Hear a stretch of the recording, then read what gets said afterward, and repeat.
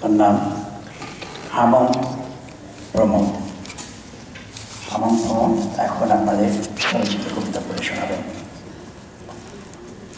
উনি একজন মণিপুরী কবি। আসুন আমরা তার কবিতা শুনি। ধন্যবাদ ইকবাল ভাই।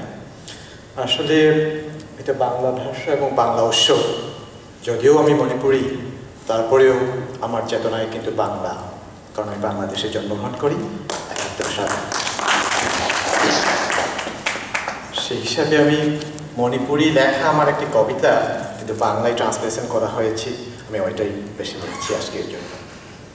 মণিপুরী অন্যতে নেবা বাংলা বিব্রতি কাউথোকদারসি হায় খিবদায় নিদান এই মাবোক আমা তৎনা থানারয় ওয়াশাক নাকি ইবানি লংখ্রাক লং হিবনা হিবনা খান খিদমদা থামইন্দা ফাওলাকি আকান বাঁচাই না আমা। বাংলা। বলেছিল ভুলব না এ জীবনে আমার, আমাদের প্রতিজ্ঞা করেছিলে ভালোবাসার শুধুই বাধ্য দুজন। ছুঁয়ে ছুঁয়ে ভাবি আমি সেই অচল শপথের কথা, হৃদয়ের গভীর খোঁজ খোঁজ করে ওঠে এক অচেনা ব্যথা। মণিপুরী। নোম হাই খেয়ে লক্ষ্মী সরস্বতী চন্দিলা বহিরাগী ধারানি নংশী রাধা কৃষ্ণ খাম্বা থৈবি পনকি নংশ নোম অদুগ থাপতক নখেঙ্গশিদি রাধাকে কৃষ্ণকে খাম্বাকে থৈবিকে লাই ফিরবি আমার কই পাই পাই কি ইমানদা। এখন থেকে আমি শুধু বাংলায় পড়ব।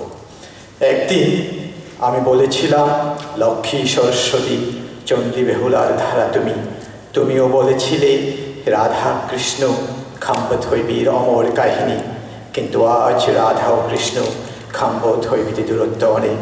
চেতনার চারিদিকে এক মহারহস্যময় পাপীদের অরাওরি, সামনে দাঁড়িয়ে আছে এক দুরন্ত মহিষ।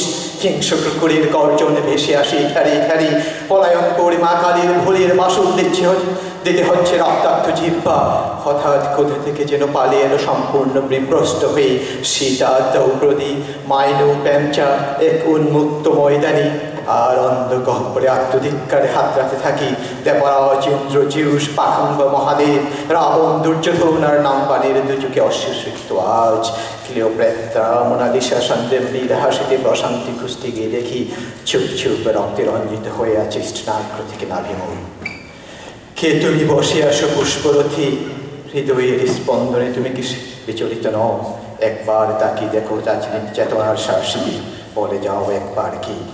আমি ভঙ্গি পরিবর্তন করে শুয়ে থাকি পুনরায়। আমার বাংলা উচ্চারণে কিছুটা দুর্বল। ধন্যবাদ। দুঃখিত।